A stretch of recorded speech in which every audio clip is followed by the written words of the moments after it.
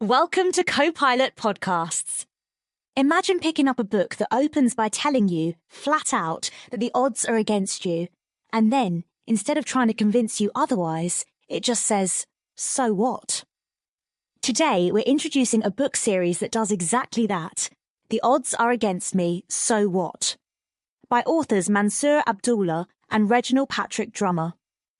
Also, by the end of this episode, you'll know what this series is actually about, what makes it different from the self-help books collecting dust on your shelf, and exactly where you can grab a copy for yourself. And to break all of this down with me, I've got someone who has gone deep on this series, so let's get into it.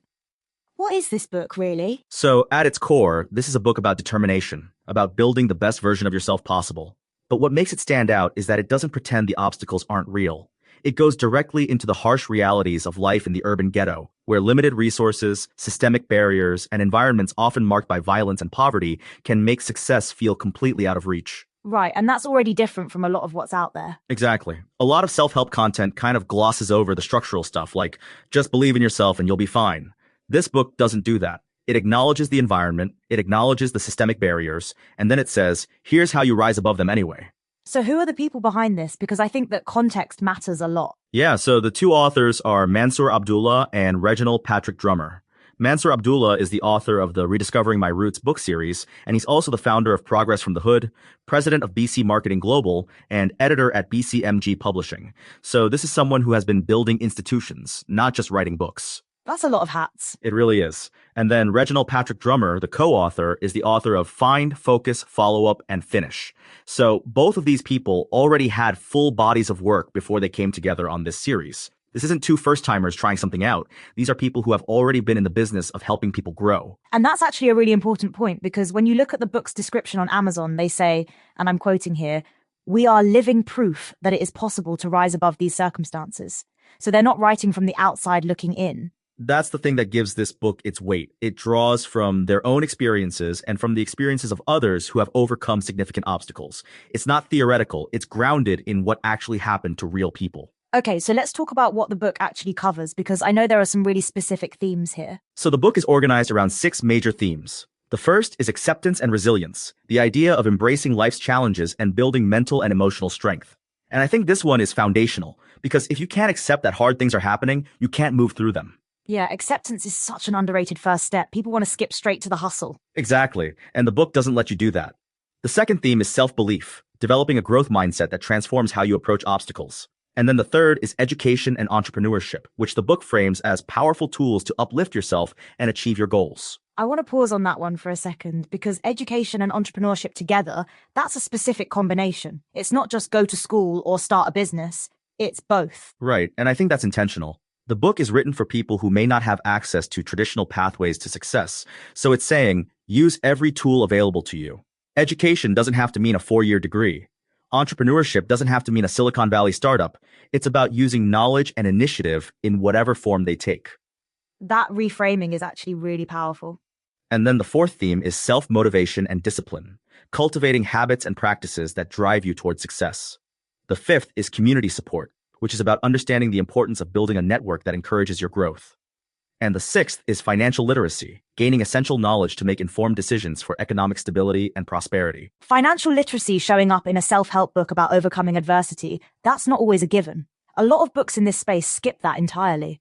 And that's what makes this one feel more complete, because you can have all the mindset work in the world, but if you don't understand how money works, you're still going to hit a ceiling. The book seems to understand that real empowerment has to include economic empowerment. Okay, so we've got the themes, but I want to get into the actual learning outcomes, because the book makes some pretty specific promises about what readers will walk away with. Yeah, so according to the Amazon listing, there are 5 core things the book teaches. The first is setting realistic goals, how to define and pursue achievable objectives. And I think the word realistic is doing a lot of work there. It's not about dreaming big in a vague way. It's about setting goals you can actually move toward. Which is honestly harder than it sounds. Much harder. The second is building daily habits, establishing routines that foster long-term success. And this connects directly to the self-motivation and discipline theme, because motivation is unreliable. Habits are what actually carry you through. That's a distinction I think a lot of people need to hear. Motivation gets you started, habits keep you going. Exactly. The third learning outcome is turning adversity into opportunity, transforming challenges into stepping stones for growth. And this is really the heart of the whole series. The title itself is almost a dare. The odds are against me, so what? It's already arguing with you before you even open it. I love that framing. It's not denial, it's defiance. Exactly the right word. And then the fourth is creating a supportive network, surrounding yourself with people who uplift and inspire you. And the fifth is economic empowerment, mastering financial literacy to pave the way for stability and growth. So every chapter is designed to equip you with knowledge and skills to turn adversity into opportunity. And the book explicitly says it is not just a collection of motivational sayings. That line jumped out at me. That line is doing a lot of heavy lifting, because most self-help content gives you a feeling but not a framework. This book is making a different promise. It says it provides actionable steps and strategies.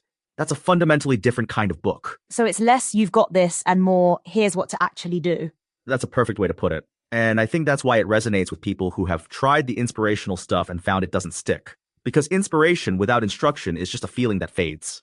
Now, the series is available in multiple formats, right? Because I think that's worth talking about in terms of accessibility. Yeah, and this is actually a really telling detail.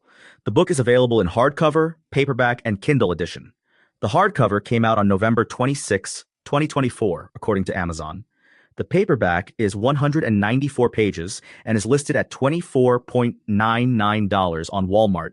And there's also a Kindle edition for people who want digital access. $24.99 at Walmart. That's a deliberate choice. It really is. The authors are writing about communities with limited resources, and then they're making the book available at a price point and through a retailer that those communities actually use. That's not an accident. That's alignment between the message and the method.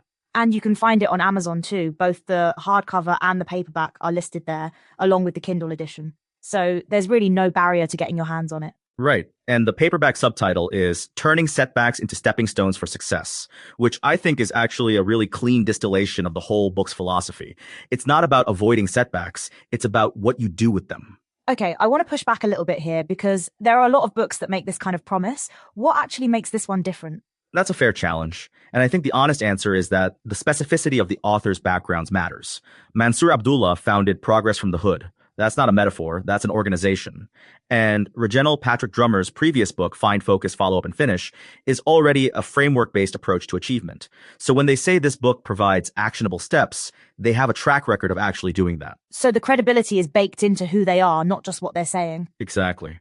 And the book is categorized on Amazon under self-help, motivational, and also communication and social skills, which tells you it's not just internal mindset work, it's also about how you show up in the world and how you build relationships that support your growth. That's actually a broader scope than I expected. Yeah, and I think that's the point. Real success isn't just about what's happening in your head. It's about your habits, your network, your financial decisions, your ability to communicate and connect. The book seems to understand that all of those things are interconnected. Let's talk about the community support theme for a second, because I think that one gets underestimated. It really does. The book frames community support as understanding the importance of building a supportive network that encourages your growth. And that's significant because a lot of the people this book is written for are coming from environments where the people around them may not be in a position to encourage growth, not because they don't care, but because they're dealing with the same systemic pressures. So the book is essentially saying you may need to build a new network, not just rely on the one you were born into. That's a really honest read of it. And it's not a judgment on where you come from. It's a recognition that growth sometimes requires expanding your circle intentionally. That's not disloyalty. That's strategy. And the financial literacy piece, I keep coming back to that because it feels like the most concrete, practical thread in the whole book. It is. And the book frames it as economic empowerment, mastering financial literacy to pave the way for stability and growth. That language is important. It's not just save money or budget better. It's about understanding how economic systems work so you can navigate them and build within them. Which is a skill that a lot of people in underserved communities never get formally taught. Right. And that's part of what makes this book feel like it's filling a real gap. It's not just motivational, it's educational in a very practical sense. Okay, so let's zoom out. We've talked about the themes, the learning outcomes, the authors, the formats. What's the overall arc of the reading experience? Like, if someone picks this up, what journey are they going on? So the book starts from a place of honesty. It doesn't sugarcoat the environment or the obstacles. It says, yes, the odds are against you. And then it moves through acceptance, which is the emotional foundation. Then it builds towards self-belief and mindset work. Then it gets practical with habits and goal setting. Then it expands outward to community and network. And it closes with economic empowerment. So it's actually a really well-structured progression. It's almost like a curriculum. That's a great way to put it. And the Amazon listing says each chapter is designed to equip you with the knowledge and skills needed to turn adversity into opportunity. So it's not random. There's an intentional architecture to it. And the series aspect, because this is a series, not just a single book, what does that mean for readers? It means the work doesn't stop at one volume. The authors are building something ongoing. And given that Mansur Abdullah already has the Rediscovering My Roots series under his belt, he clearly understands how to develop ideas across multiple books. So this isn't a one and done. It's a commitment to the reader over time. That's actually a really different relationship between author and reader than a single book creates. Exactly. It's more like a mentorship model than a transaction. You're not just buying a book, you're entering into an ongoing conversation about growth. Okay, so when you step back from everything we've covered today, the authors, the themes, the practical outcomes, the accessibility of the formats, what does this really come down to? Here's what this really comes down to. This book is for anyone who has ever looked at their circumstances and thought, I don't see a way through. And it's written by people who have been in that exact position and found a way through anyway. It's not telling you the obstacles aren't real, it's telling you the obstacles aren't the end of the story. And it gives you a framework, not just a feeling, to actually do something about it. That's the whole point. Acceptance, resilience, self-belief, education, entrepreneurship, discipline, community, financial literacy, those aren't abstract concepts in this book. They're chapters, they're tools, they're things you can actually pick up and use. And the fact that it's available in hardcover, paperback, and Kindle on Amazon and on Walmart at $24.99 means there's really no reason not to start. The authors made sure of that. The price point, the formats, the retailers, all of it is designed to make this accessible to the people who need it most. That's not a small thing. So here's what I want to leave you with. The title of this book is a statement, but it's also a question. The odds are against you, so what are you going to do about it? And the book's answer is, here's exactly what you do, step by step, chapter by chapter. And that's what separates it. It doesn't just ask the question, it answers it. If you want to grab a copy, you can find The Odds Are Against Me, So What? On Amazon. Both the hardcover and the paperback are listed there, along with the Kindle edition. You can also pick up the paperback on walmart.com for $24.99. We'll make sure those links are easy to find. And honestly, if you know someone who is in a season of their life where everything feels stacked against them, this is the kind of book you send them. Not because it has all the answers, but because it gives them a real place to start. That's a really good point. Sometimes the most powerful thing you can do for someone is hand them a framework when they're in the middle of the chaos. And this book is that framework, built by people who lived it, structured for people who are living it right now. We started this episode with a book that dares you to say so what to the odds.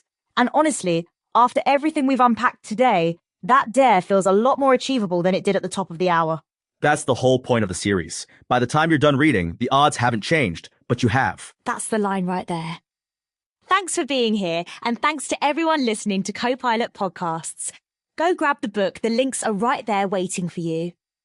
The odds might be against you. So what?